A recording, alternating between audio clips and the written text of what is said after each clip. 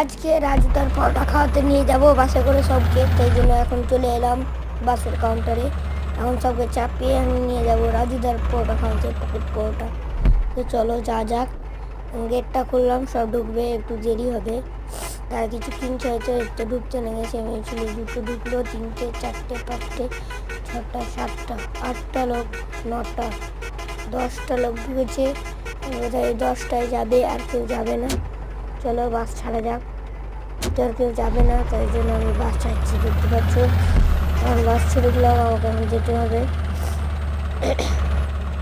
আরে গাড়ি আসে যা। গাড়িটা হচ্ছেও না, গাড়ি দেখতে পাচ্ছ কত ঘরে না। গাড়িটা হচ্ছে না। হতে যা ভাই, হতে